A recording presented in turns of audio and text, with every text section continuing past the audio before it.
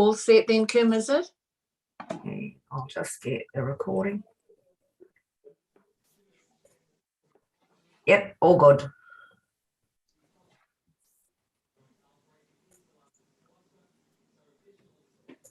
Well, thank you. Well, good afternoon, Your Worship, councillors, members of Lakes, Rural and Te Tato. No mai haramai. Welcome to our Strategy, Policy and Finance Committee meeting today, Thursday, the 26th of August, 2021. Welcome to you all. Our meeting is being live streamed. So to those who are watching from afar, welcome to our meeting today as well. No mai haramai. So I'm going to ask perhaps Una, if you could just explain a few things. You did explain to us this morning, we want our Zoom meetings to run smoothly. And so if you could just explain to everyone what you outlined to us this morning. Thank you. Thank you, Madam Chair. Just to go over a few things in terms of Zoom meeting etiquette.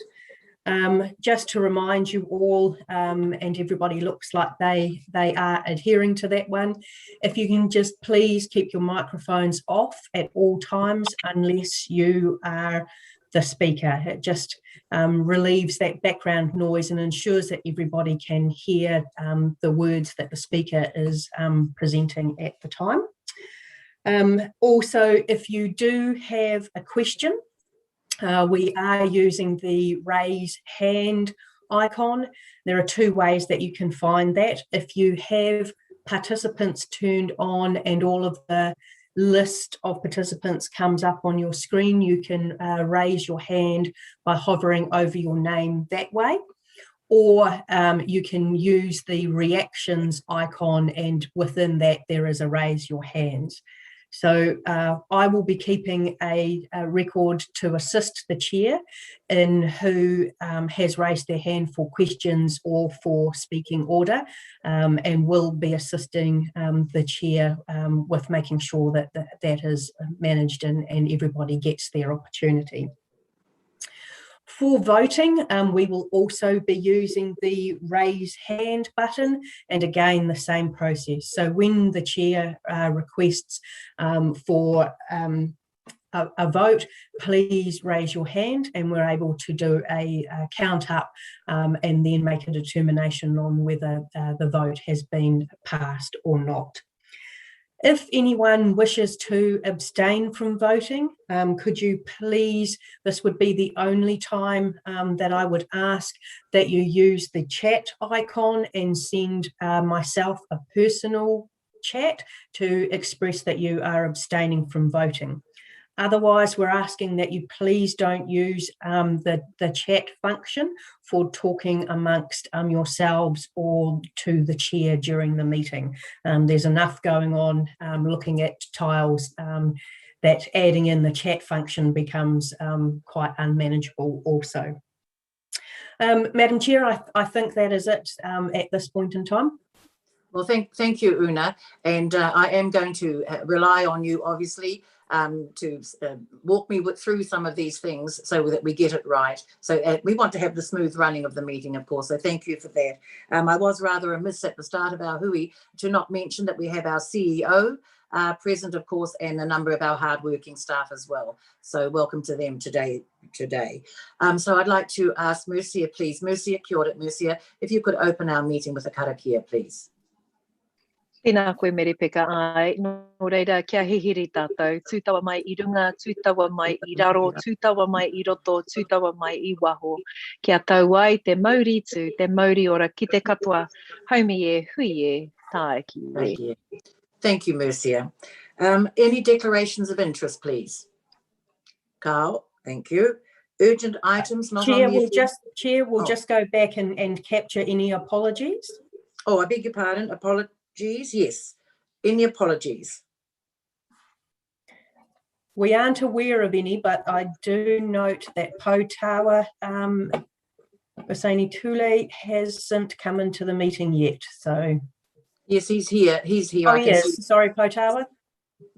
Yep, all good. Is Raj here online? Carl? Can't see Raj. No, not yet. No, thank you. All right. Thank you. Declaration.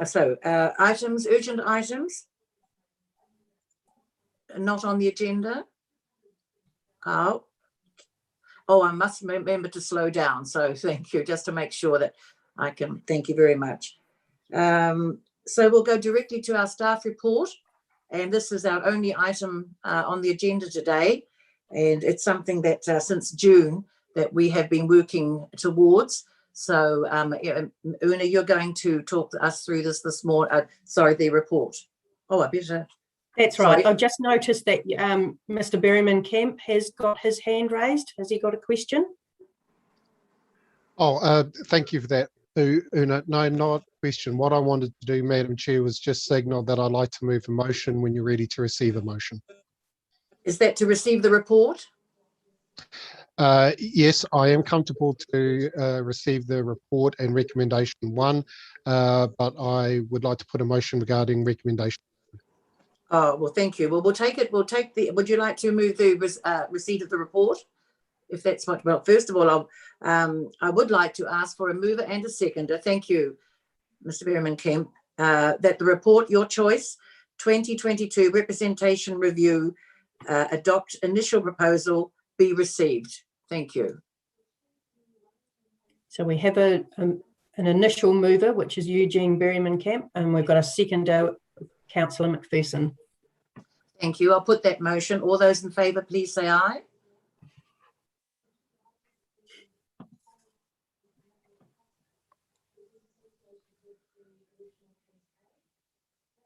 And that has been carried.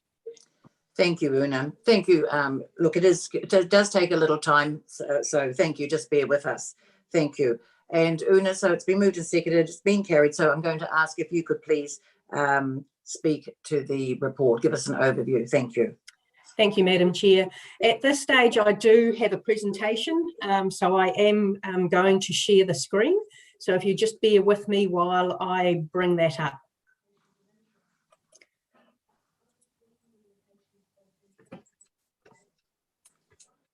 When we come to questions, Una, then do I disappear altogether, or am I on the screen too, or is it just my voice? It's just your voice at the moment, but what I'll do is I will show the presentation, and then I'll actually drop the presentation down again so that we can see everybody again and can track questions and the likes. I would like to go through the entire presentation in its entirety before we take questions, if you are happy to proceed that way, Madam Chair. Yes, thank you. Quite happy. Thank you. All right, so we'll get into it. So the representation review. So we have had 4 forums that elected members that you have all been involved in. And in that time, we've considered what is a representation review. And in that, we're looking at, and where council is the voice of local people, representing and balancing a range of interests. And it's important that our community then feels that they are represented fairly and effectively. And through the representation review, it gives us that opportunity to take a fresh look at the structure of its membership and the way they are elected. And the 2 key points within the model that we want to aim to get to is that model providing a fair and effective representation for our people. The representation review is a 3-step process, and 2 of the steps have already had decisions made and do not form part of a required decision at this point in time. So just to go back over what they are, the first is a decision around what electoral system the council will use going forward. This council has adopted first past the post, and that was reviewed back in 2017, and it followed a by-election that was held at the time. In making that decision, it set the electoral system for the 2019 and the 2022 elections. The second step in the process is around the establishment of the Maori ward. That has been done in May 2021 this year and followed the local electoral Māori wards and Māori constituencies Amendment Act. And that came into effect in March of this year. That Amendment Act ended all mechanisms for binding polls on whether to establish Māori wards or Māori constituencies, in which the bill's explanatory note described it as an almost unsurmountable barrier. In bringing that Amendment Act in, did create a transitional period which ended in May. And that transitional period enabled the local authorities to make a decision on Māori wards in time for the 2022 elections. And then that decision then leads into starting the next part of the process, which is the actual representation review proper, so to speak. And so that has kicked off in May of this year and will actually go right through to a final decision being made no later than April next year. And that April date will be determinant of the following processes yet to come, following consultation and further decision making. So I just want to reflect on the timetable and the processes within the stages of the actual representation review. The representation review itself can be broken down into 3 phases. We are currently in phase 1, which has started back in May and consisted of an awareness phase, engagement, and the development of initial proposal, which is what we're here to discuss today. By the 31st of August, Council needs to adopt the draft initial proposal and go out for public consultation on this. The Strategy, Policy and Finance Committee have been the committee that has been the direction setters for this representation review and why the initial proposal is in front of this committee today. So it will be a recommendation and a decision from this committee to take that to Council for the 31st of August. On adopting the initial proposal, it swings then into phase 2, consultation on the actual proposal being put forward. Formal consultation will open on the 8th of September following a public notice which has to be published and run through till the 8th of October. During that time, members of the public can make a formal submission on the proposal. And if they so wish, they can come in and be heard by the council in person on what they think. By November the 16th, after considering what people have said in their submissions, the council will make a final decision on its representation arrangements, and these will be for the 2022 elections. There is a final phase in that members of the public who have provided a submission can appeal if they are still not satisfied with the decision made and the adoption of the final proposal. Appeals and objections must reach the council before the 19th of December. And at that point in time, if appeals are received, all the information, including submissions and the final proposal, are sent and then becomes the decision of the Local Government Commission, to make a final determination on the representation arrangements. There is an opportunity in there that the Local Government Commission will also come and provide an opportunity for those that have objected or appealed to talk directly with the Local Government Commission commissioners. Sorry, Una, were you sharing your screen or just talking to your presentation? Should be sharing my screen, sorry, is it not? No, sorry. Okay. What's happened? Thank you for interrupting. Just give me a moment and I will try to reshare. Yes, I should have stepped in there. I suppose it's because we're so familiar having heard it so often, but I beg your pardon for that. So at least you can run through this one pretty smartly then.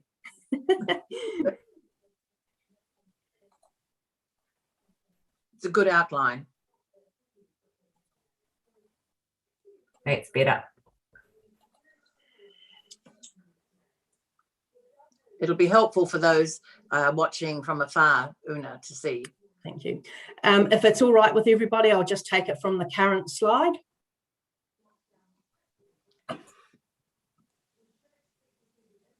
Una, how many did we miss? How many slides did we miss? Just 2 or 3? Yes, that's about right. Yeah, I think it was about 4 slides in total. I'll be guided by you, Madam Chair. Do you want me to go back and just click through the screen so people can see them? Yes, please, Una. I think it would be helpful. I mean, we as councillors and committee members are familiar with what you've just said, but it would be very helpful for those watching from afar to just have a quick, quick look. You. So I'll just do a quick recap. Representation review, we've started to look at what a representation review is all about, and why we do one, and the opportunity in a representation review to look at the structure and membership.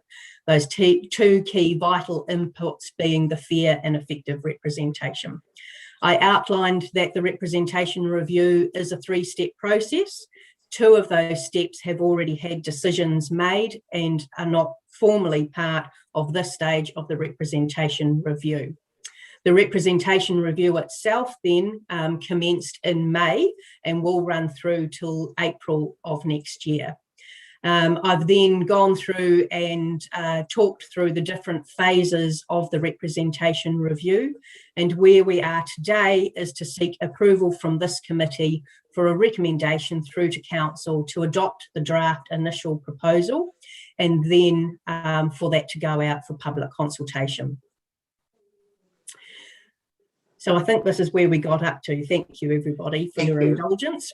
So in the representation review, there are a number of considerations that go into looking at the makeup of what a proposal might look like. Within that, there needs to be a consideration of the number of councillors and also of the framework that this might be based around. The framework gives the opportunity to have a look at wards, or an at-large model, or even a combination of both wards and at-large, called a mixed model. If wards are introduced, there needs to be a discussion around the boundaries of those wards and also the number of councillors that would form part of that ward. The representation review also considers community boards and looks at whether you introduce community boards, retain them, or potentially even disestablish them. So taking each one of those considerations in turn, the number of councillors, we get to have a look at and ask whether and how many councillors are required to lead the Rotorua district and to represent the needs of the people of Rotorua.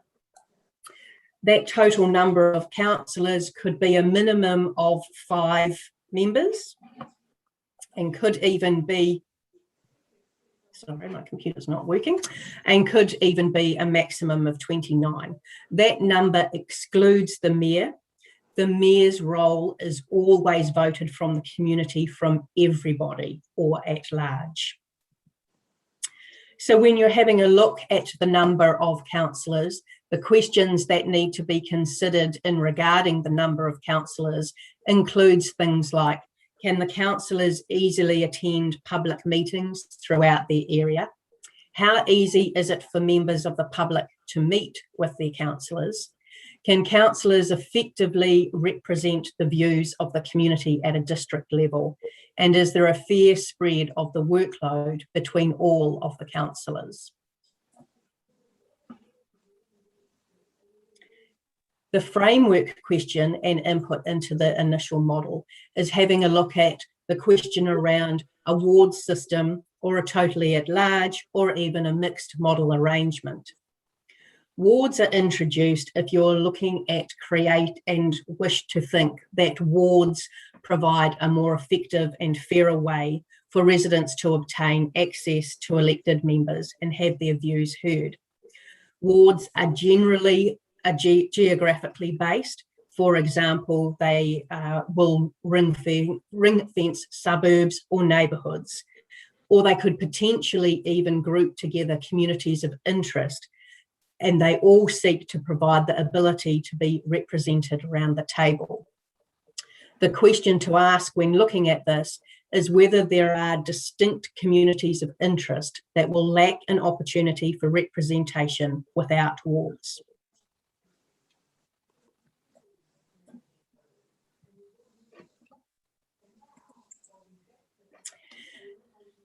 When we're actually having a look at representation, there are two factors that we're looking at, and that's your effective representation and your fair representation.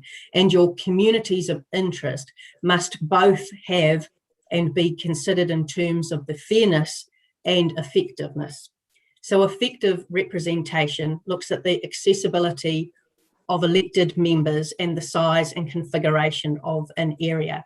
So how do resident voters access councillors, and can councillors get feedback from our communities?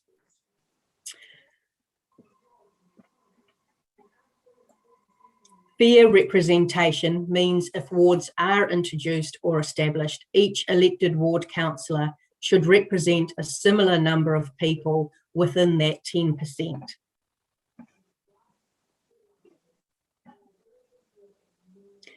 And then you get to look at community boards. So are they, or would they be, an appropriate way to provide fair and effective representation for individuals and communities in a district? Required decisions there are whether there is a need for a community board or boards within the district. If the council decides that one or more community boards should be established or retained, the council must consider the nature of the community and the structure of the community board.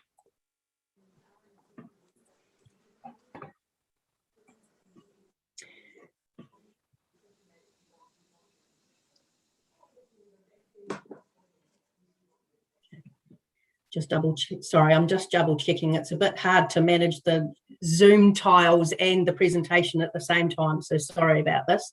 So looking at the proposal itself that is being put forward today. The proposal that has been guided so far looks at having one mayor elected at large, one Maori ward within that having 2 seats, a general ward with 4 seats, 4 at-large seats, a rural lakes community board and a rural community board. So if we take each one of those elements in turn now, the number of councillors being proposed is for 10 in total.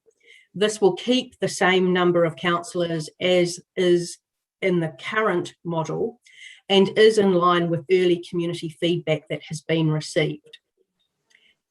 10 councillors in total has served the community well and has been in place since the 2016 and 2019 elections and came about as part of the representation review done back in 2015, which was the last one at the time. Some of the thought that went into 10 councillors at the time was based around actually having a look at who then might be able to represent at a wider level around the committee level. And this was where the council at that time was introducing the nominations to the committees from the Rural and Lakes Community Board as well as Te Tātou. The previous model had 12 councillors, sorry. Maori wards, just want to bring this up again. That the Maori ward was established in May 2021, and it is not possible to revisit this decision as part of the representation review. But the review does give the opportunity to have a look at the structure and form of Maori representation within this part of the process. The establishment of the Maori ward by nature has created a wards-based model and also potentially shows a disproportion between Maori electoral voters and general electoral voters. And that may wish to be addressed, that in further framework discussions, you can have a look at breaking down that Maori ward. So as from the forums, what has been guided was that a district-wide Maori ward is proposed.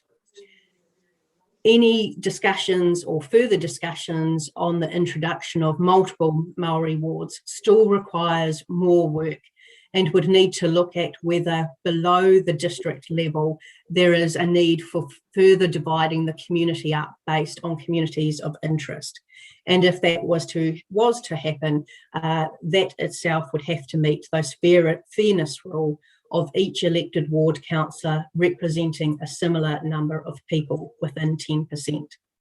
It's not to say that this could not be reconsidered in future pieces of work, but for now, the direction has been to go with a district-wide Maori ward.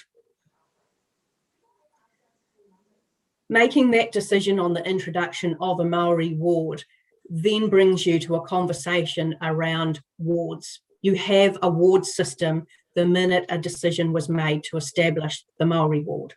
The question then is, how does that look in terms of the proportion between Maori electoral voters and general electoral voters? So the proposal has been to look at a mixed model. In establishing a Maori ward, you would have a general ward, and under this model, looking at the introduction of an at-large component. That at-large component would provide for candidates being voted on from everyone across the district. And the at-large would work to address to some degree the disproportion between electoral voters, Maori electoral voters and general electoral ward voters. Just to recap, that at-large would mean that everyone, regardless of what electoral role you are on, would have the opportunity to vote for candidates. And the early engagement that we've had to date has said that people want the opportunity to vote for the maximum number they possibly can, and that is seen to be fair and to represent their needs and interests. So then within the Maori ward, there's the opportunity to have a look at how many seats might that have dedicated to Maori seats within the ward. At the time when Te Tātou undertook their initial consultation when looking at a recommendation around the introduction of Maori wards, they did not comment on how many elected members should be in that Maori ward, and they did not make a comment on how the rest of the council should be constituted. That has come through this process and phase that we're in now, and the representation review provides that opportunity to have a look at the structure and the form. What is being proposed is for 2 Maori ward councillors to sit and represent that Maori ward. And the proposal being set forward that way is in direct relation to the idea of a mixed model framework and the ability for everyone to have as near an equal opportunity to vote for the same number of councillors, which they've previously had under the current proposal. So if we just take a look at what that actually means in terms of how that is calculated, it first starts with the establishment of the total number of councillors. In this case, the proposal is for 10. Secondly, looking at the selection of the framework and having that conversation around wards at large or a mixed system. In this case, in this proposal, the suggestion of a mixed model. So in that, you look at removing the number of at-large councillors that are being proposed. And in this case, it is 4. So therefore, that means that your Maori seats are a proportion of the general seats left over once you remove the at-large candidates. Based on the formula that is provided to us by Stats New Zealand and is based on the 2018 census, that ratio or equation means that 28% of the general seats is then dedicated to Maori seats. So the equation there being the 28% of 6 would have the 2 dedicated seats. So that's the reasoning for the based on the mixed model and the calculations on how 2 Maori seats within the Maori ward are being proposed at this time. So voting would therefore look like this out of a possible of 10 votes. If you are on the Maori electoral roll, you would then get 2 Maori ward seats to vote for, plus the 4 at large, meaning a voter would have 6 total votes. If you were then on the general electoral roll, you would have 4 general ward seats to vote for, plus your 4 at large, meaning a total of 8 seats in total. Both those compare against the 2019, where every individual in Rotorua was able to vote for up to 10 candidates. The last part of the proposal is considering community boards, and the proposal is putting forward the retention of both the Lakes Community Board and the Rural Community Board. Community boards provide representation that wouldn't otherwise able to be presented by way of a ward, generally due to small population sizes compared to that of the urban area. And in Rotorua, 80% of the district is in the urban boundary. Community boards also ensure that the districts in those areas' interests and needs are voiced within council. Community boards have proven very successful for Rotorua, and the community boards have membership at both the Strategy, Policy and Finance Committee and the Operations and Monitoring Committee. Community boards are also actively involved along Te Tātou Aotearoa and council in the development of all strategic direction setting for the district.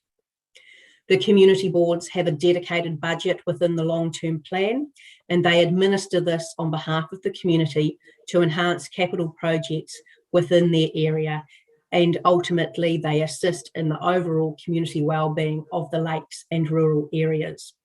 Part of the representation review is to put forward the membership of the community board, and we're proposing no changes here, that the community board will consist of a chair, 3 elected members and 1 nominated councillor. So just to bring us back to the overall timeframe, we are near the end of phase 1. This is an opportunity now for the initial proposal to be put forward and in front of the Strategy, Policy and Finance Committee, and for them to look to recommend this through to council for the adoption of an initial draft proposal to be taken out for consultation. And at that point, I'm happy to take any questions, Chair. Thank you, Una. Are you taking that down? I am, yes. Thank just you. makes it a bit easier. So I'll just stop the share. Yeah. Thank you. Thank you for that, Una. That's a very good recap of the journey so far. Look, committee members, at the beginning of the year, we didn't know that this was going to land on our work program. And so we've had to move on to this very quickly. And so that has been a lot of work that's gone into this. So thank you to the team. So look, I'd like to take any questions, please, on the presentation that we've just had from Una. Questions and any points of clarification on the presentation only. We will get to further discussion at some stage. So any questions, please, on what we've heard from Una? We've got Councillor Bentley has a question. Oh, he did. Put his hand down. Thank you very much for your presentation, Deputy Director. The one thing that is missing for me is that you're looking at going out for consultation with the public as at your next step. However, the public had nothing to do with the initial decision to go with the Maori ward. And yet I feel that we should have a fourth option with your going out to the public, in that we go for the status quo and give them the chance to indicate to us whether they want the status quo to exist, being 10 councillors elected at large, community boards, and so forth. Thank you. Thank you, Councillor. Thank you, Councillor Bentley. That was a decision that was made by central government, by the Minister in February, and that decision was actually taken out of our hands, and we made that decision in May to go with the wards. So there was to be that was actually That's what happened then. And so, Una, I'm correct, and that's correct. Yes, Madam Chair, just to reiterate, and as the presentation did say, the establishment of the Maori ward is the process before the representation review proper. That decision was made by Council in May of this year and is not up for review within this representation review. And as said, that establishment then of the Maori ward set the path for what the basis of this particular model can look like with that decision in mind. So there's Councillor Macpherson, Mrs. Trumper and Councillor Yates. Thank you. Thank you. Councillor Macpherson. Thank you, Meripeka, Councillor Tate. Two questions. The first one is the analysis that of process hangs on two key components, that is, two key principles. That is that there is to be fair and effective representation. I'm interested in the extent to which the word fairness plays a part, particularly as it doesn't recognise the requirement in the Local Government Act that decision-making will be democratic and effective. And the other remarkable question here is, why has the word democracy and democratic principles been excluded from all of our considerations? Thank you. I'm not sure whether I'm going to allow that. We are looking at that. We've had these discussions in our workshops. We are now looking at the processes that has been outlined clearly by Una today. And so I'm actually going to disallow those questions that you've had. So we've had ample discussion throughout the workshops on that, on defining fairness and democracy, etc. So these positions will be elected by the Maori community and by the at large, our constituents. So I'm going to disallow those questions, and I'm going to go on to Councillor Yates. I'm sorry, I had two questions. Oh, sorry, thought that was two. Thank you. Yes, the second one, please. It's interesting that you've ruled out question about democracy, right? Well, I'll leave that there. And the second question is, it's a practical question. Can a person on the general electoral population stand for council as both a general ward councillor and as an at-large councillor and collect votes from both sources, from both categories? No, they can't, Councillor. So what will happen is when the model is agreed upon, candidates will have to make a decision as to where they wish to run, and that will form their own individual election campaign process. Thank you. Thank you. Councillor Yates. Kia ora, and through you, Madam Chair, I would just like to ask Una whether or not there has been consideration, I have one question, consideration given that we're currently in level 4, and whilst this was placed upon us, we might still be in level 4 next week or when the 8th rolls around, and what that might look like. And my second point is I'd like to move the recommendation number 2. Thank you. Thank you, Councillor. Yes, the team who have been working on all of this have been very aware throughout the whole process that at any point in time we may find ourselves in another lockdown. We have I suppose, a fully digital engagement plan ready to roll out, which is both adaptable to be in person, face-to-face if need be, or via a digital method. So for example, if where we can't do face-to-faces, we will run presentations in a Zoom environment just like we're in today. Thank you. Any further, Councillor? So we've got a question from Eugene Berryman. Thank you. Kia ora, Eugene. Yes, kia ora, Madam Chair. Thank you for that. Look, and thank you for the report. My question is just one detail one on page 10, section 4.2. Can you give, or can someone give some more background just into the naming of the Māori ward, e Pukaria? Just interested in that. Yeah. Thank you, Mr. Berryman. At the time that I wrote the report, because we were in lockdown and finalising that, there were a number of team members floating around the most appropriate wording of the ward names, because we wanted to put some individualisation on them, and didn't just want to call them Maori ward and general ward. I've since had notification today that the teams have other names that are more appropriate to use. So I think the naming of the wards is something that we can have a further conversation on afterward, but we'll make sure that everybody is comfortable with those namings before we go out and consult. Thank you. Thank you, Una. So we've got Councillor Macpherson, Councillor Kaifong and Councillor Tapsell. Thank you. Councillor Macpherson. Thank you. Thank you for allowing me a second bite of the cherry here. In the light of the answer to my second question, can I just affirm that if a person stands for council as a Maori ward councillor and is a at-large councillor, will they collect votes cast in both categories?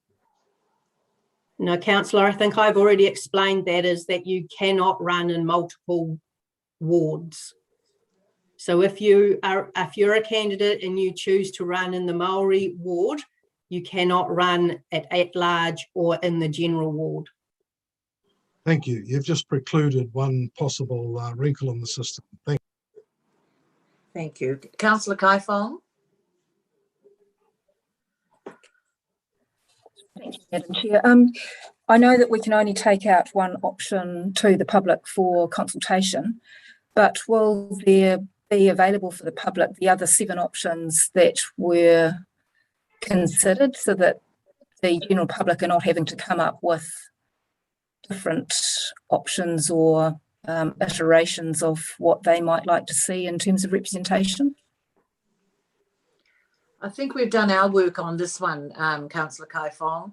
I think initially we did put out, I think some of that initial work, Una, that went out, it had a number of what some scenarios might look like, but this is the only one I think that is going out with obviously the in-depth detail behind this proposal. Am I correct on that, Una? Yes, that is right. Under the rules of the Local Electoral Act and with the Representation Review, Council must take out a proposal that they are then consulting on. We will have information and collateral that will assist people in understanding why this proposal is being put forward versus other options, and there will be opportunities to talk through this. But this is the proposal, if it gets approved today, to be seen as the one that, based on the work to date, is the one that is most appropriate for the representation of the Rotorua district. Thanks, Una. I understood that we can only consult on one, but it's just that for the community to be given the opportunity to give their say in what they might want to see as a model if they don't agree with this. That was all I was just wanting to flag. That was all. Thanks. Well, that would then come through the submissions process, I presume. If they didn't agree, if they didn't like it, Yes. even if they want to suggest something else, that is the submission process that we're now going to go out on, consult on, and therefore their voice can come through that way. Thanks. That is correct, yes. Thank So we've you. got Councillor Tapsell, Mayor Chadwick, Mr. Berryman Camp and Mr. Thomas. Thank you. Councillor Tapsell. Thank you, Madam Chair. My question refers to the Your Choice document that's going to go out for consultation. On page 3, there's a line that I see to be incorrect and would like to request that it's removed. That line says, we've also chosen to establish a Māori ward in our district to further uplift and strengthen the voice of Māori in decision making. I believe that is incorrect, because this will not strengthen the voice of Māori in decision making, as noted in the council report itself.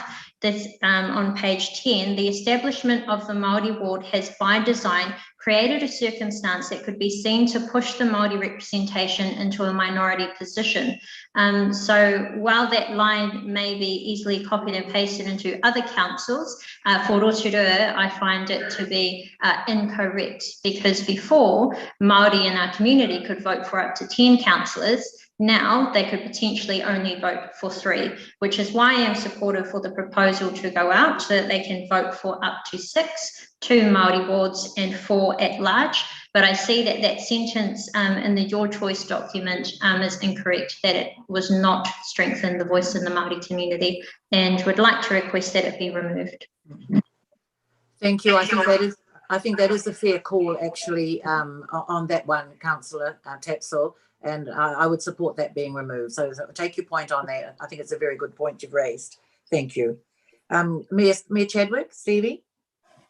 Yes, thank you, Madam Chair. My question to you, Una, following our workshops, does this model, the proposed model, if we agree to it today to take out, does it stop the behaviour of previous candidates standing for both either at large or a general ward or the Māori ward to also run for the mayor? Through you, Madam Chair, no, it doesn't. So that ability is still there. So a candidate can run for a mayoral position and then run for either one of the positions in the model that's been put forward. Thank you. Thank you. Mr. Berriman Kim, Eugene? Yes, thank you, Madam Chair. Sorry, just mindful, just as a reminder, at the start of the discussion, I did indicate that I wanted to move a motion relating to a recommendation too. So just want to make sure that that's not lost. Thank you. And there was one other one. There was, yes, Mr. Thomas, and followed by Councillor Maxwell. Thank you. Thank you, Mr. Thomas. Thank you, Madam Chair. And look, I'm just asking this on behalf of Mrs. Trumper, Chair of the Rural Community Board. She is having issues with even getting her audio to play with the internet access out there. And I guess that's an indication of the difference between the community board areas compared to urban Rotorua. I've got her question. She had 2 questions. She wanted to know the sample size of early feedback on councillor numbers, and do we know, was the makeup of those who responded urban or rural residents, and the numbers of councillor options, were they given as 10 or 12, or was it more open than that? I'm not sure if it's helpful actually to give that I mean, we're welcome, Una, to give that sample size, but really what we did, what council did, was we went out, we put it up on the web online, just to say that in the near future, the representational review will be coming to you, and you will, and this is just to give people a sense of what that would entail, and what I suppose some scenarios might look like. So, Una, would you like to further enlarge on that? I think you've covered it off there, Chair, and I don't have that information at hand to be able to answer, even if, yeah, I could at this stage. Yeah, thank you. I mean, this is really what it is that we're going to go out and consult on, and so this is where we'll get all the questions. And also, as you say, as one of the councillors said, might be liked. Other suggestions as well. Councillor Maxwell. Yes, kia ora, everyone. First of all, Una, I just want to acknowledge the mahi that you and the department have done in reflecting reflecting, I think, the right proposal that's to go out after our 4 workshops. What I wanted to know was, during the consultation period between 8 September, 8 October, will it also make it clear, because I'd hate to be reading a lot of applications coming in that might say, do away with the Māori wards. We know that it's legislation, it's been passed in May, and we've gone with that. Will it be making things important like that very clear? When we put, through you, Madam Chair, when we put this proposal out, we'll be very clear about what it is that we are consulting on. You can't stop, though, people having their opinion and sharing that. And they will potentially use this as an opportunity to voice their opinion on the establishment of Māori wards. That information, though, would not form part of any further considerations for the committee around the representation model, because it is not what we are consulting on. Thank you. Thank So you. we've got Councillor Donaldson followed by Councillor Wang. Thank you. Una. And Madam Chair, it's just following the line of questioning. We have an indication from Councillor Yates that she is happy to move the substantive recommendation part 2, and an indication from Mr. Berryman Kemp that he wants to move a recommendation regarding that, but he hasn't said whether it's the substantive or an amendment to that. So I'm, in the absence of that, I'm happy to indicate that I'm happy to second the substantive recommendation for discussion. Thank you. Thank you. I'll just ask, are there any further questions on clarification? If you do have some questions, I'm happy for further questions from councillors, even if you have spoken already, asked a question already. This is a real biggie for us. And so if there's any councillor that has spoken before, asked a question before, and you would like to ask another one on what you've heard so far in the presentation from Una, then please ask it, and then we'll move on further. So we do have Councillor Wang. He has his hand up. Thank you, Councillor Wang. Thank you, Madam Chair. Thank you, Una.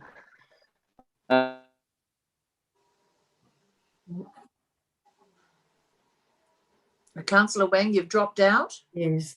Frozen there. It looks like we've lost Councillor Wang.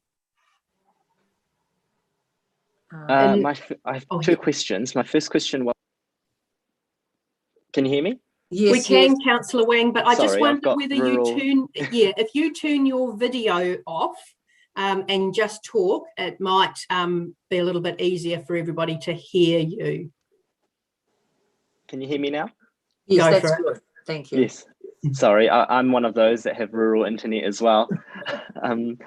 My first question was around the general ward, and would that be at large in the general ward, or would that have to be split, within the district? I'll let you answer that, Una. Thank you. Yes, you are right. It's a general ward, but it's at large. So in simple terms, it's a general ward that is not being proposed to be split any further than that. So it really just constitutes that difference between voters who are registered on the Māori electoral roll versus the general electoral roll. Awesome, thank you. And my second question was, probably a bit further on, but the question on the validity, I guess looking into the community board opportunity to sit at full council and be able to contribute to questions and debate, but not vote. Have we looked at that, or is there the possibility of introducing that? Thank you. Thank you, Una. Cool. Yes, some good questions there.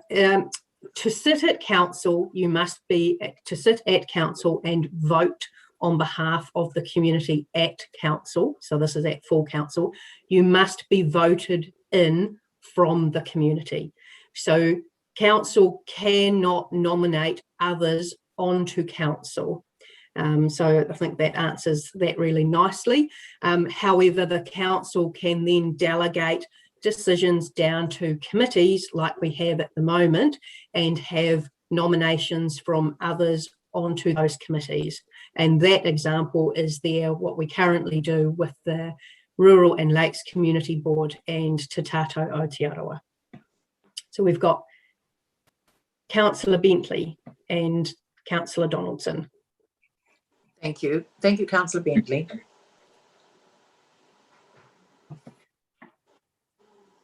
Councillor Bentley, we can't hear you. Thank you. Oh, unmute, Councillor Bentley. Can you unmute, please? You're still muted. Okay, now? Yeah, fine now, thank you.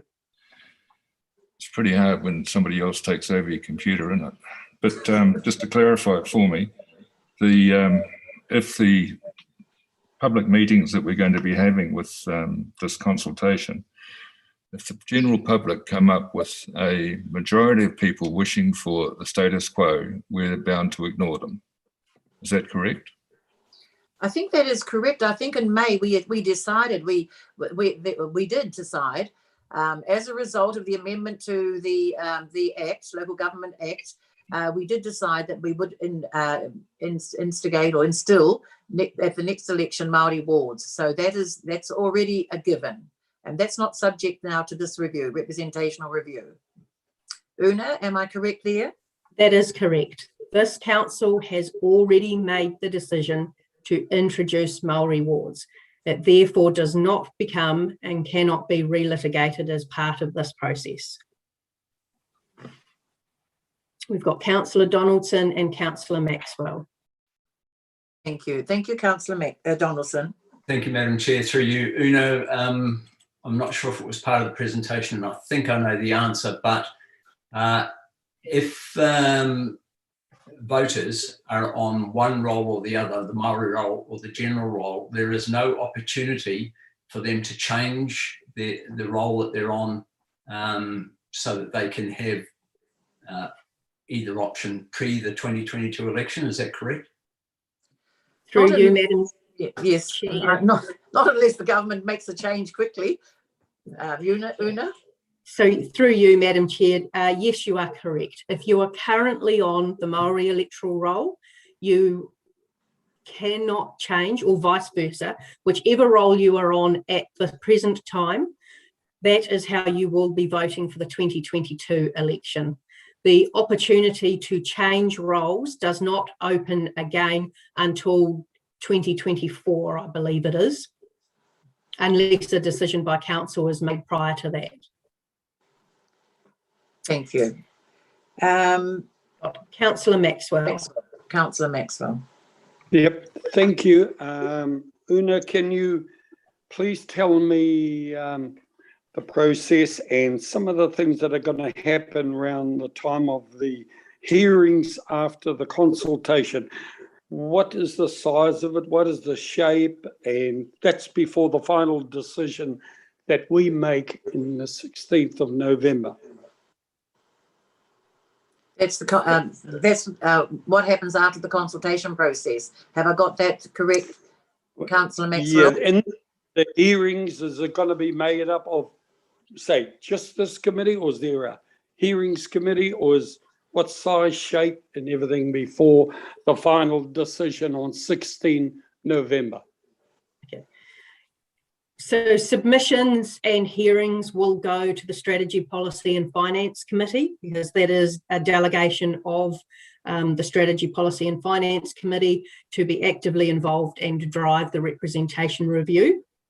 And they will then make a decision on the final proposal or final model through to council. Thank you. Thank you for that. Are there any further questions? There has been a request from Mr. Berriman Kemp to move an amendment. Now, is that to the substantive motion, Eugene? Because we have had a mover and a seconder for recommendation 2. So are you proposing to make an amendment to that, or are you proposing an entirely new one that you want to move and get a seconder for and put up for to a mover? Yes, thank you, Madam Chair. Yes, the motion that I want to move accepts recommendation 1, but does make a change to recommendation 2. Right. So that's a new motion. Right, yes. So in that case, Una, can you guide me on this? So in that case, this requires then you to move that motion now and get a seconder now, and we put that, otherwise we revert back to our substantive motion. Am I correct there, Una? I think in the absence of Mr. Berryman-Kemp having signalled at the beginning what he was actually intending to do, it's very unclear then as to whether it was anything to do with the staff recommendation. And before it can become a motion, there then needs to be a mover and a seconder. Since he raised that he intended to signal something, but then didn't go any further, that was then further came in from Councillor Yates and seconded by Councillor Donaldson, who were moving and seconding the recommendation. So I may need to take advice and we might have to go offline. But at this point in time, I would say that we have a substantive motion on the table. Thank you. But I do want to take some further advice on this. Thank you, Una, because Mr. Berryman-Kemp did give sufficient early warning that he wanted to make an amendment. And so I just assumed once we got through all of this discussion, perhaps I should have earlier on asked, as Councillor Donaldson indicated, is it part of the substantive motion, or is it actually a standalone motion? And I suspect now what you've said, Mr. Berryman-Kemp, Eugene, that it is actually a standalone motion that you want to put. Yes, it is. And certainly, Madam Chair, my understanding when I raised at the start of the meeting that I wanted to put a motion in, I think my understanding was the same as yours, that there would be the presentation and the questions, but then we'd come back to my motion. So that was my expectation. Thank you. And Una, I think that's something that Chair, could I make a couple of comments just on this? Yes, please. The motion, the staff recommendation that is actually before you today is actually not purely a staff recommendation. It is actually the result of four major workshops that have actually been undertaken by council and is the synthesis of the work that has been undertaken in those workshops. The question and answer session that you have just conducted was conducted against the staff recommendation that was actually being put forward to you. So it's my view as the chair for you to make a decision on this matter. The difficulty is, of course, is that if without knowing the nature of the motion, you have not had the opportunity to in fact undertake a question and answer session as to the nature of actually what's been put forward here. So it puts the committee in a very difficult position to that end. So from a procedural point of view, it would in my view be in order to actually, given that you've got a move and a seconder for the staff recommendation, to take that and then to look at the amendment to that motion and actually use the first substantive motion as a way of understanding the impact or the effect or the intent of actually the amendment. Right. So if I was to and thank you for that, Jeff. Thank you for giving me your advice there. So then that means that I would put recommendation 2 as it stands, as it states here on our agenda and in our papers. It is because we have a mover and a seconder. And then we would then come back, depending on what it is that Mr. Berryman-Kemp is proposing, I could then accept an amendment to the one that has just been passed, or indeed declined, passed or up or down. What do you call it? Approved or disallowed. Madam Chair, just to clarify there, based on what Mr. Williams has said, this would now be an opportunity, if we consider this as being the substantive motion on the table, this would then lead into discussion on this motion.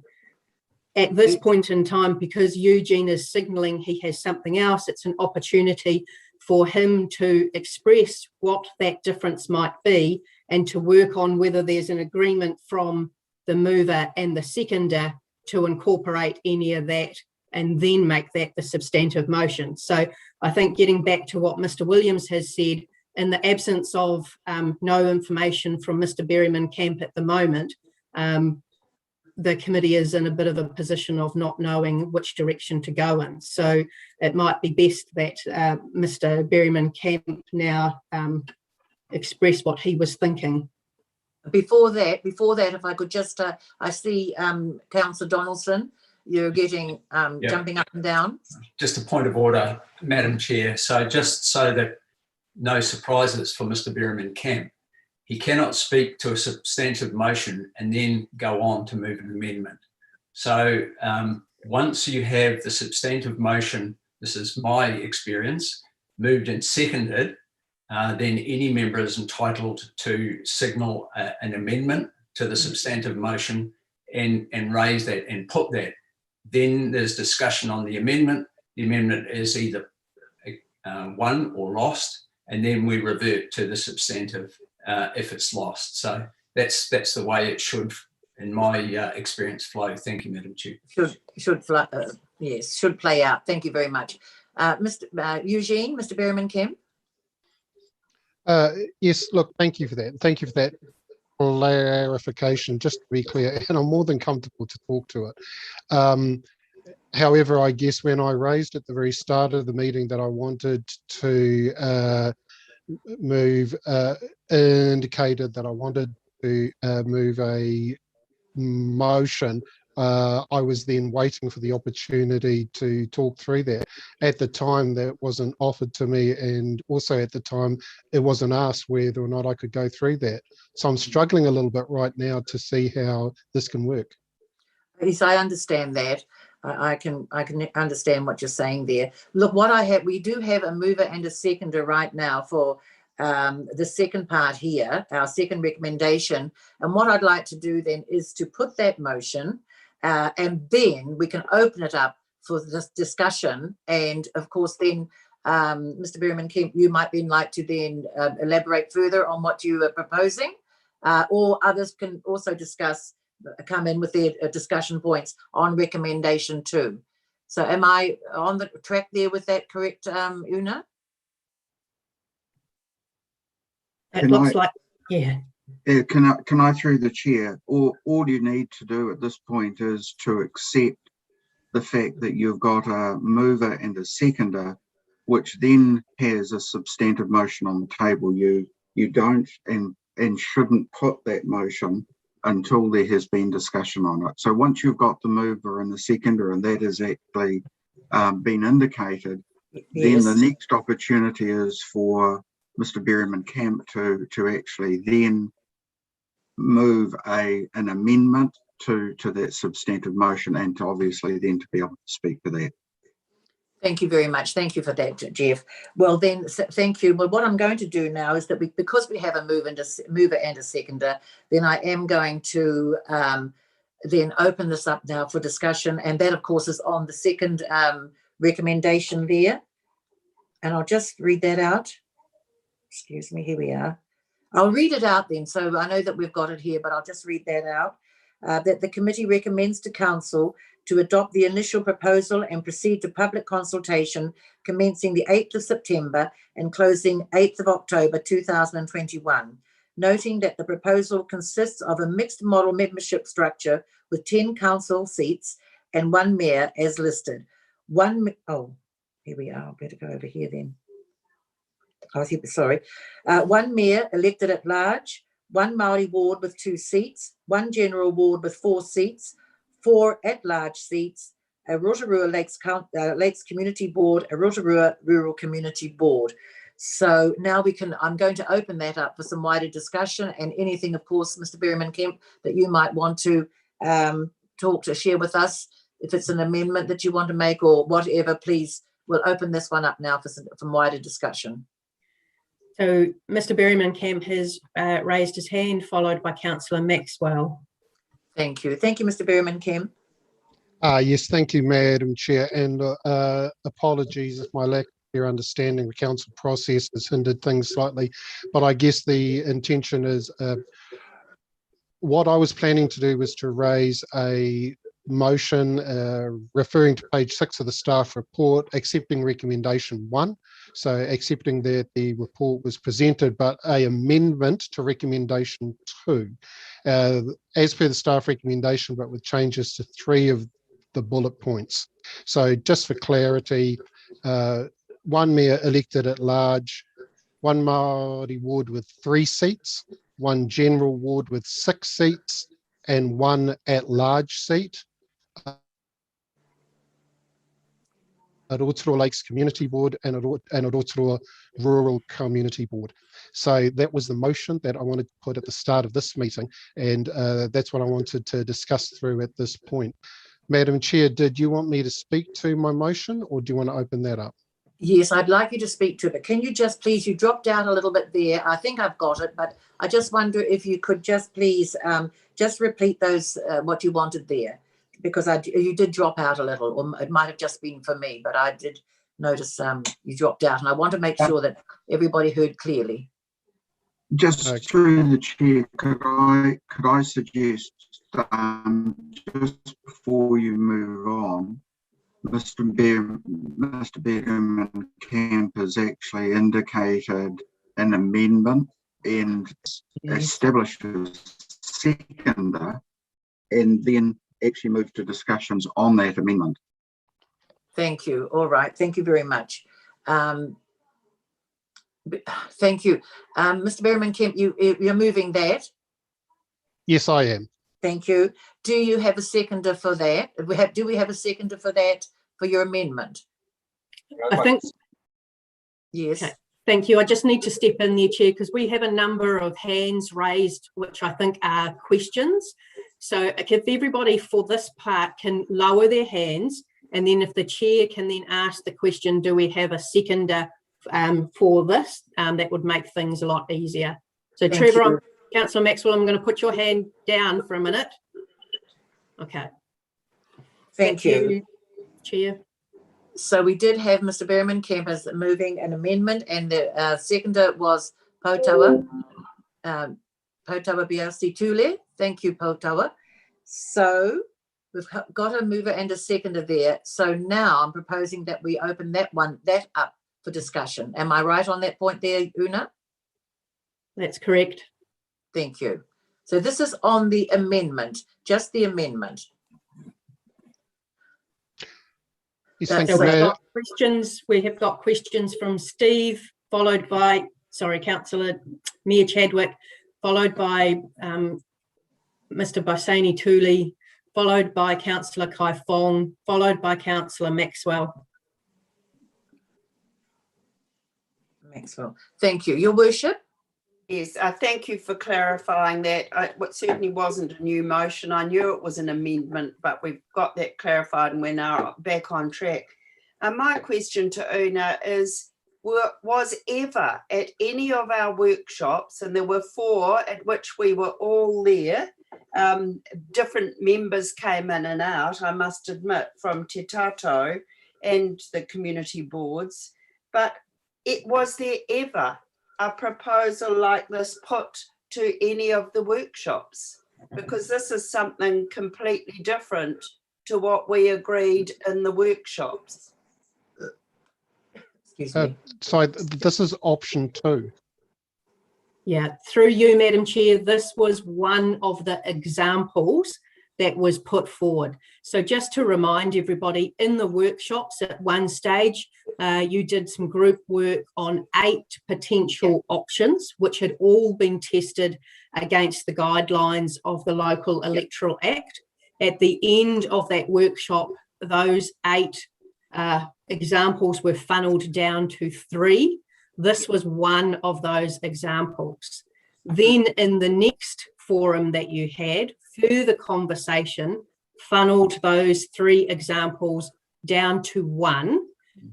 which is the one that is now was on the table, of which the initial proposal has been based upon, following the guidance from you yourselves as elected members and part of that forum process. Thank you for that clarification, Una. Can't hear you, Stevie. Sorry. Thank you for that clarification. I was aware it was one of the original options, but it was my understanding that as we worked on those options, we got down to just the one. So can that be reintroduced at this stage? Through you, Madam Chair, you have an amendment on the table, so it's for discussion. But I signal now that I can't support that amendment. We took part together in the workshops and workshopped all of those options. So I will not be speaking in support of that amendment. Thank you. Councillor Kai Fong.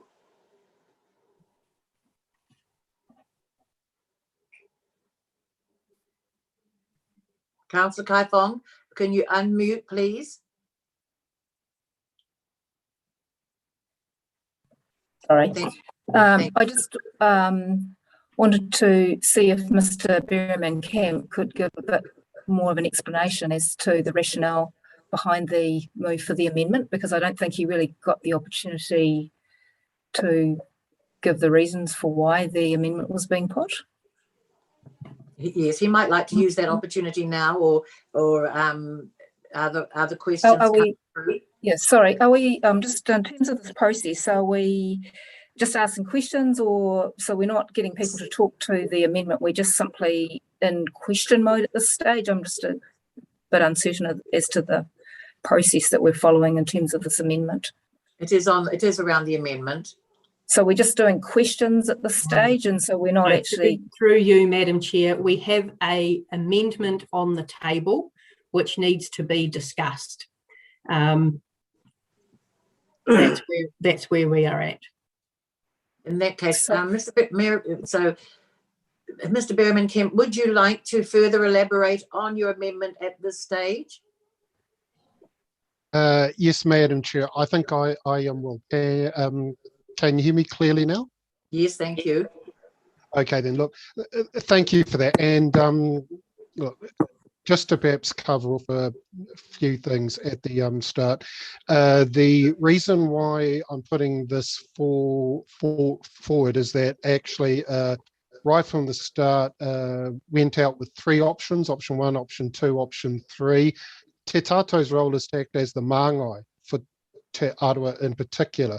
So we actually engaged with our community, and even during lockdown, ran through a public webinar format. We held 3 webinars. I'm informed that a couple of people in this SPNF committee meeting jumped in on those.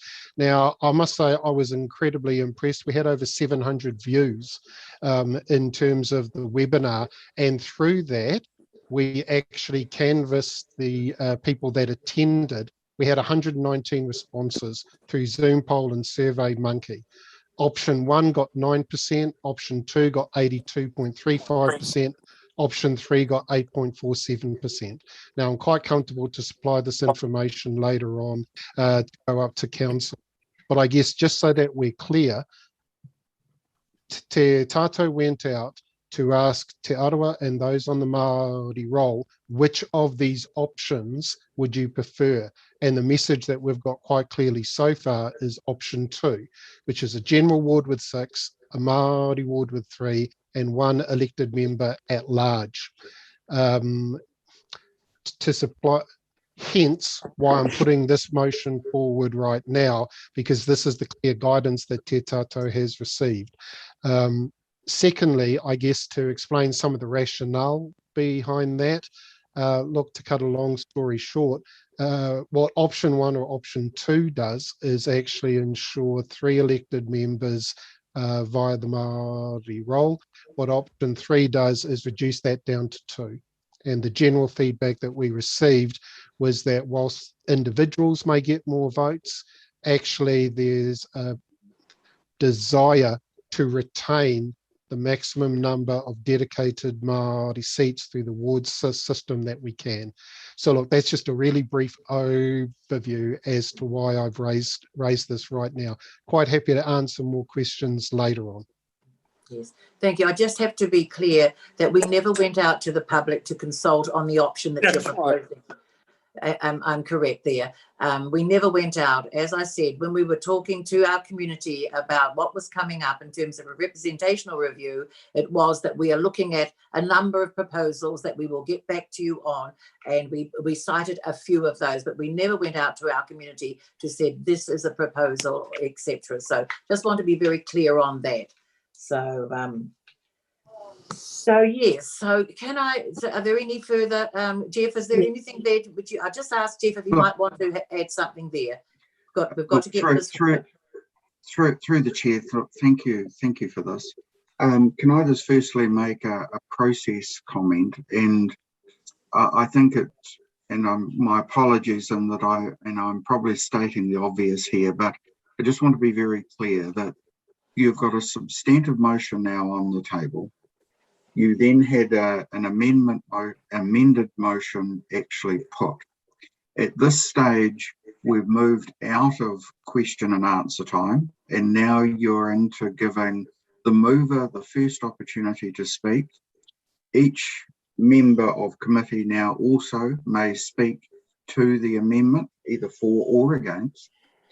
The mover then will have the opportunity of last response to what has been heard, and then the amendment is actually put. So I think it's important that this isn't a question and answer session. It is actually now a formal debate or dialogue discussion within committee as to members speaking for and against. I think the other point is that Mr. Bediman Camp is quite correct in making and placing the amended motion. However, we are at a proposal stage. We're not at a final adoption stage of an option. I think it would be quite proper for this debate to be had at the next phase when a proposal had gone out. What you are voting on today, of course, is not the final model, but actually the proposal that goes out for debate in the public. Thank you, Jeff. So, Jeff, what might come back from our community at the end of September could actually steer us in another direction altogether? Thank you. Thank you for that. So, so we are discussing the amendment at this stage, and so anyone is free to put their views on the amendment. Okay, I've had my hand up. Hang on, we've got Mr. Basani Tuli is first, and then followed by Councillor Maxwell. Thank you, Potawa. Mr. Basani Tuli, thank you. Thank you, Madam Chair. I just want to speak in support of my colleague, Mr. Bediman Camp. Many whānau see this opportunity as once in a lifetime. And so what we want to do is ensure that we have more representation, not less, that the council does not have a predetermined path, that our people, this has been the representation review, but the Māori wards, because this intimate to our people, we want to make sure that we get the best and the fairest and the most competitive. But we're also keenly aware that we've just been at the table in the past, and from now into the future, we would like to be partners in power. So I'd like to speak in support of Mr. Bediman Camp. Thank you. Councillor Maxwell? Kia ora, can you hear me here? Yes, kaita pai. Okay. Yeah, aroha mai, I did want to speak early on this because unfortunately my batteries are starting to go down to the red zone area, and I wanted to express and say I support the substantive motion, the one that we have come to after a lot of discussion in the 4 workshops that we had. So if for some reason, Una, if my iPad comes off in the next 10, 15 minutes, will my vote count for the substantive motion, please? Councillor Maxwell, just to confirm, the substantive motion under discussion is 6, 3 and 1. No, the one that we had agreed after our final workshop, the one that's come 4, 2, 4. Yep. And the mayor. But, yeah. I think Councillor Maxwell is concerned. Una, can you help me on the? I mean, because we're using technology, I know when we say all those in favour, we want to see hands raised or that button pushed. I know he's getting down to the wire possibly soon on his laptop. Yeah. Yeah. So the motion that I'm supportive of is not the amendment or whatever it was that Mr. Berryman's put forward. Unfortunately for me, I'm disappointed that we didn't synchronise sending out our information at the same time that we're going to do that soon. But when a group gets ahead of the rest, unfortunately, we're getting this distortion. So if I can make it clear, I'm not for them. I'm not supporting them. What I thought is the amendment from Mr. Berryman. I support the proposal that we're sending out. If that can be my vote, no matter if I get cut off somehow. What would be the ruling on that, please, Jeff? Can you tell me? Look, I think strictly speaking, Councillor Maxwell is leaving the meeting when his battery dies, so he would not be able to vote. The only way he may be able to do so would be if his battery dies on his iPad, he could potentially pick up his phone and call Una. That would be, I think, the only way that we could have his vote count. So if he would like to use his cell phone and call Una, and so Una can have the phone at her ear or alternatively on speakerphone, so he could be then presenting directly to the committee via his cell phone, to Una's cell phone, and she can hold that up to her speaker. So that's the alternative way to do it. Thank you, and I would be happy to. I'd be happy to do that too. Thank you. Accept that. So we do have another speaker. We've got Councillor Macpherson to speak. Thank you. Thank you, Councillor Macpherson. Thank you, Chair. The proposal from Eugene, as I understand it, restores the 3rd seat to the Maori ward, but still takes 1 seat from general ward and puts it to the at-large group. The first part of his argument I'm convinced by, because it satisfies, in my mind, democratic principles, the current law and common sense that 28% on the Maori roll should have 3/10 of the seats. That strikes me as fairly logical. But what I don't understand from his proposal is why Te Tato favour 1 seat being taken from the general ward and put in the at-large ward. Could he possibly clarify why Te Tato felt that? Thank you very much. Through the chair, can I just say that you are now in a discussion session and not a question and answer session? Well, it's getting a little bit blurred here, isn't it? So I thought we were leaving the questions now and moving into the discussion part. We are in discussion, just as Mr. Williams has said. So we've got another speaker. We've got Councillor Donaldson. Thank you. Yeah, thank you, Madam Chair. So just from me, I can't support the amendment.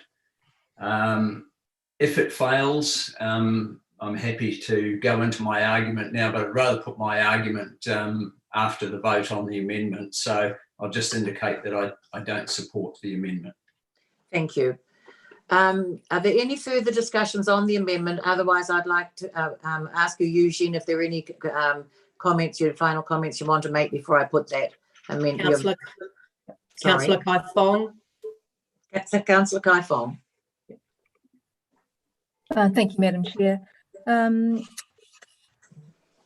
We asked our Te Tato board to go out and consult with iwi, and so we have a recommendation from them, and that's the difficulty that I find, is that we are now proposing a recommendation which goes against our partnership with Te Tato.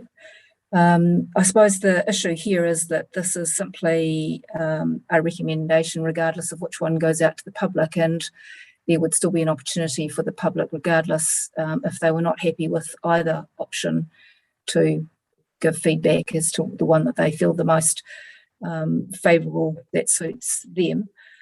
So I'm kind of neutral in terms of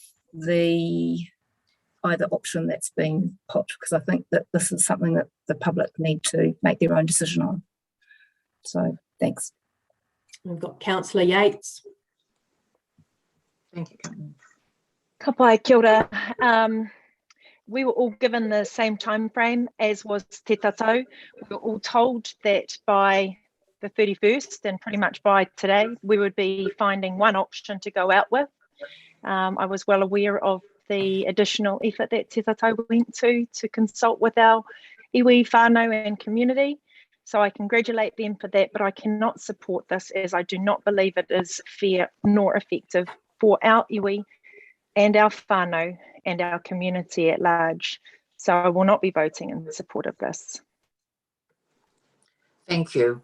We do have a submission process to go through over the next month, all of September. So there is an opportunity for all members of our community to come up with what they might like to see, which could be something that we actually haven't identified as yet. But this is the proposal that we were looking at to go out with.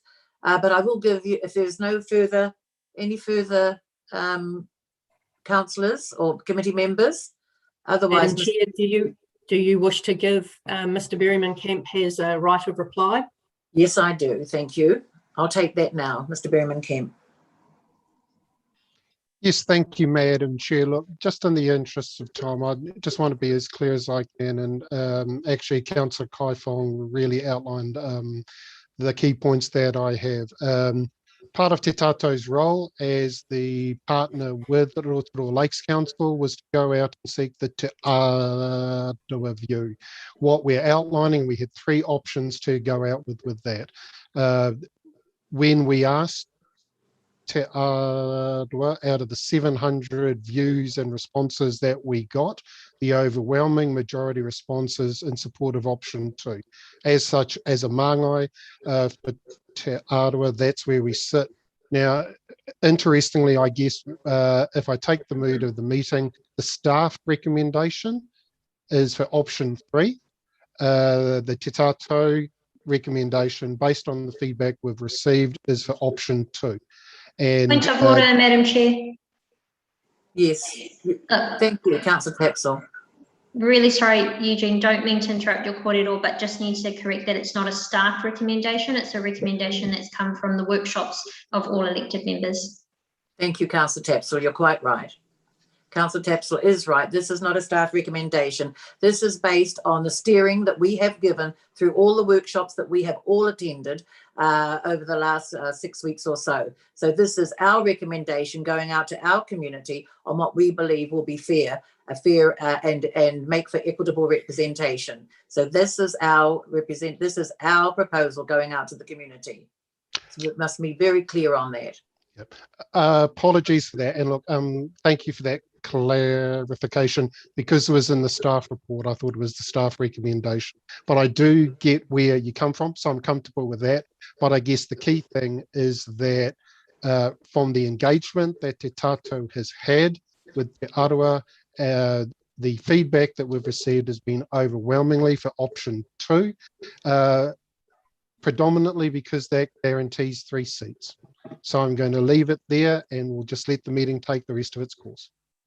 Thank you very much for that. Well, look, we have had your, it's been moved and seconded. And so do we have the wording there for, well, really, yes, we need to get that one. I can read out the amendment. Yes, I'm going to read that amendment now. Thank you. So it would read, that the committee recommends to council to adopt the initial proposal and proceed to public consultation commencing 8 September and closing 8 October 2021. Noting that the proposal consists of a mixed model membership structure with 10 councillor seats and 1 mayor as listed.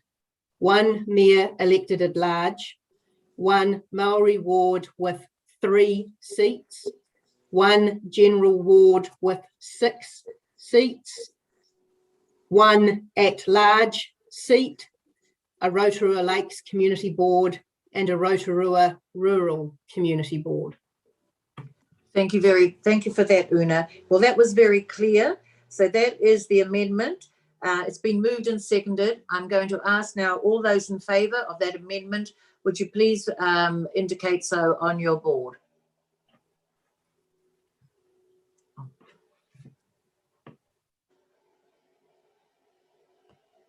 The motion is lost. There was only 3 in favour. Thank you for that. Thank you. So we're now on to the discussions around the substantive motion now. So it now, through you, Madam Chair, it now reverts back to the previous substantive motion, which was moved by Councillor Yates and seconded by Councillor Donaldson. Would you like me to read that out so that we're all very clear of now what the motion is? Thank you. And then I'm still going to take some further discussion on that. Yep. Thank you. So, yes, please, Una. Thank you, Una. Okay.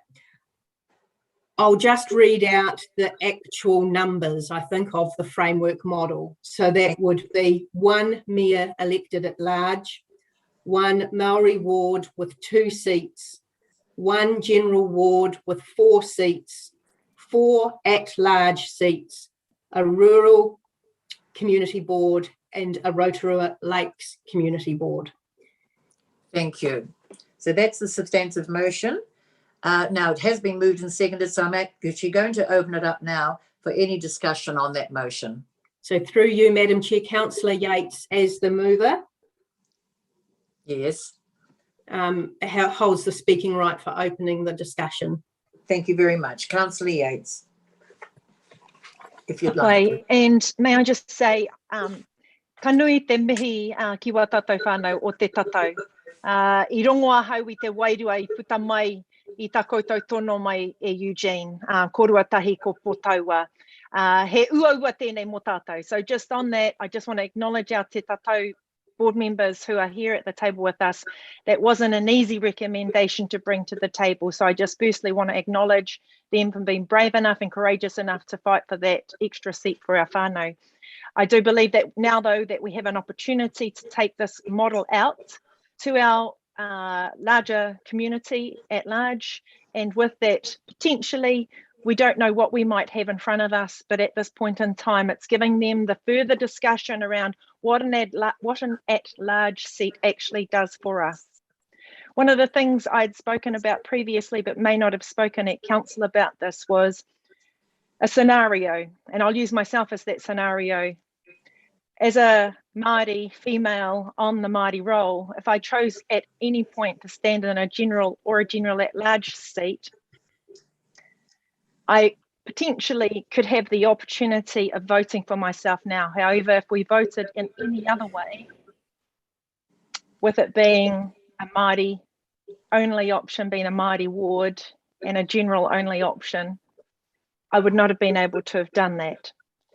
So on behalf of my whakapapa and those that come after me, I want to be able to stand here convinced in my own integrity to be able to offer and avail as many seats as possible to all of our community. I believe that we have a very diverse and respectful community. And within that, I would like to see that diversification continued, and this will be one way in which we might be able to see that. So, kei runga I tērā koeira noi hoaku koro. So just on that, I would just like to once again support this recommendation. Kia ora. Thank you, Councillor Yates. Very well put. And we have a number of other speakers. Una? We've got the Mayor is next. Thank you, Your Worship. And thank you for the support for the substantive motion. And could I also thank and say I'm not remotely surprised that Te Tatou came back with an amendment that they felt from their consultation better reflected an opportunity. But I feel very strongly about this, and I feel that our electorate at large shows great intelligence and great perception about looking at fair, effective and diverse. And I was really, really worried that with a previous model, Māori could only vote for 3. And for me and my whānau, which are not whakapapa to Te Arawa, but for my whānau, they couldn't vote for the at-large if they were on the Māori roll. And that really worried me, because they care about the shape of our place and they care about the future of our town. And effectively, it was a reductionist model that only gave them the chance to vote for 3. I really do believe in trying to get the greatest spread, and we've talked about fair and effective. And actually, when we're out and about, I haven't held webinars, but when I'm out and about, I was asked every time, what do you think about the options? And I thought, I'm not going to talk about the models. They were models that we discussed in workshops. But I was asked, what do I vote for? I want to get the most people with the broadest views and the most diverse onto council. And you can't, as an elected member, say, well, here it is, vote for this. So it showed me when it looks the strength of numbers saying, look, you'll get 3. I actually believe through this model we'll get greater diversity, we'll get more Māori on the at-large, and so the numbers could be very surprising. And I want to take out to the community something that reflects our community. And as elected members, I really do believe that this model that we're going to be voting on today showed that we were quite brave. It's the easy option to say 3. It's the easy option. But the option that I think we're taking out, if we get this through to our community, will give us much greater breadth, diversity, and also fair and effective representation. So I was aware of the webinars that were happening. And then I'd get people phoning me to say, is it right? Is it just 3? Or what should we be supporting? I'm really confused. So I think we're going to get a wide range of community response to our model when we take it out. I have really enjoyed the workshops that we participated with and really exercised our minds to a great extent, along with our community board and Te Tatou members. And I believe this is the model that best reflected those that participated in all 4 of the workshops. So I'm happy for this model to go out to the community. Thank you. Thank you, Your Worship. We have Mr. Thomas. Is there anyone, are there other councillors there too, please, Una? Just Mr. Thomas at this stage. Thank you. Oh, we now have Councillor Donaldson. Thank you. Mr. Thomas. Thank you, Madam Chair, and through you. Look, I just want to reiterate the previous 2 speakers' congratulations, I guess, to Eugene for raising the amendment. I absolutely understand where you're coming from on it. I just feel that the substantive motion that is before us now is the best way to get the maximum number of votes in front of iwi, whether they're on the Māori roll or the European roll. So we've got to remember, not everyone is on the Māori roll. There is a split between there. And I truly believe that this version gets us closest to everyone in New Zealand, everyone in Rotorua having a similar number of votes and therefore a similar influence over the makeup of council.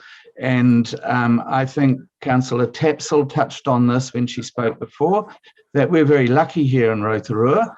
In some other electorates and some other councils, I'd be going, yes, absolutely go for that maximum number of Māori seats. However, here in Rotorua, I think we have moved beyond that, and we have shown our ability to elect a wide range of very experienced and very accomplished councillors, whether Māori, Pākehā, you know, from all different areas. So it's to create such a diverse council. So I absolutely think this is the way to go forward. Will be the fairest and most equitable, because whatever role you're on, you will have the closest number of votes to each other. And I know when we had the last election and the regional council election out here in the Lakes area, I had so many people coming to me who got confused. They were on the Māori roll and they were going, but we want to vote on the general roll, you know, so they didn't get to vote for the people they wanted to see come in as the Rotorua representatives because they were on the Māori roll. And I could see that happening again. So yes, totally support the substantive motion. Thank you. Thank you, Mr. Thomas. Councillor Donaldson. Thank you, Madam Chair. Similar to the previous two speakers, I think our workshops have arrived at the fairest model to put out there for the community to come back with their view. I'm not convinced by comments from some quarters that this is undemocratic. We're trying to fit a model, a very refined model in front of our community when pure Western democracy doesn't, in my view, work in a bicultural framework in Aotearoa, where we have in a general election, you get two votes. You get to vote for a candidate depending on whether you're on the Māori roll or the general roll, but then you get a second vote being a party vote. You don't have that option in the local body election. So we're trying to get a model that gives fair opportunity to everyone to have the best say in the makeup of council. And you know, if you're stranded on one role or another that doesn't fit your idea of fairness, then I think you have a problem with any option other than the one we're putting out for the public to consult on. Others may have a different view out there in the community, but having made the decision to go with Māori wards, I think this gives anyone, if they feel stranded in one role that they'd rather not be in, and with the inability to change roles prior to the 2022 election, this gives them the best opportunity to have the maximum say in the makeup of the council after the 2022 election. So I'll be in support of the substantive motion. Thank you, Madam Chair. We have Councillor Bentley next. Thank you. Thank you, Councillor Bentley. Thank you, Councillor Bentley. Oh, you've just gone. Put himself on mute. You've just muted yourself, Councillor Bentley. Councillor Bentley, you're on mute. Can you hear me? There you go. No. Councillor Bentley, that's right. Thank you. Thank you very much. Just to pick up on something that Mr. Thomas came up with was referring to the European role. There never has been one and there never will be one. And I think that should be struck out from the minutes.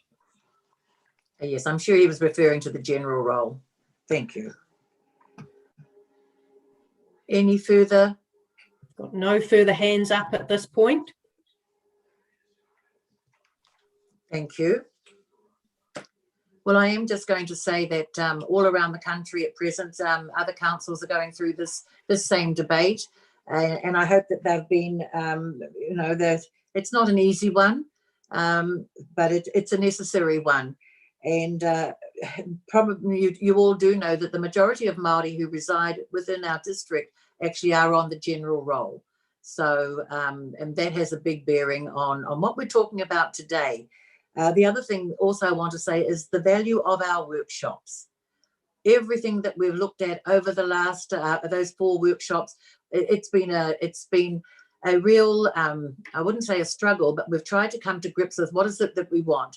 You know, how do we go about it? And just trying to get to the stage where we actually have got a proposal that can be put out for consultation, and then we will receive certainly some very revealing submissions coming through. So I will be in support of recommendation number 2. So are there any further? I'm going to, Mr. Berriman-Kemp, would you like to have a final? Oh, sorry, not Mr. Berriman-Kemp. Through you, Madam Chair, Councillor Yates has the final right of reply. Councillor Yates, yes, I beg your pardon. I got a bit confused there. Councillor Yates. Kei te pai te tiamana. Engari, ko tāku noi ho. Just congratulations to everyone. We've got this far. It wasn't easy, but I look forward to seeing what our community now have to say about this. No doubt they'll have something to say. Engari, ka tino tautoko hau I tēnei o ngā pōti, kai mua ia tātou I tēnei wā. Thank you. So, well, I'm going to, it has been moved and seconded. So I will read out the motion now. I'll put that motion that the committee recommends to council to adopt the initial proposal and proceed to public consultation commencing 8th of September and closing 8th of October 2021, noting that the proposal consists of a mixed model membership structure with 10 councillor seats and 1 mayor as listed. 1 mayor elected at large, 1 Māori ward with 2 seats, 1 general ward with 4 seats, 4 at-large seats, a Rotorua Lakes Community Board, a Rotorua Rural Community Board. So I'll put that motion now. All those in favour, please vote accordingly.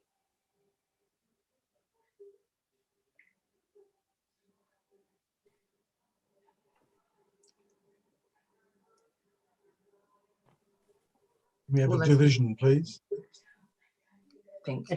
It has been carried. Thank you. We have a division, please. And I have got one abstaining vote by. Yeah, through you, Madam Chair, there's been a division called for, so we're going to record the hands. If I think the easiest way to do it in this environment is if you just leave your hand up if you have voted for, and there I can record who was for and against that way. So just leave your hands up for a second.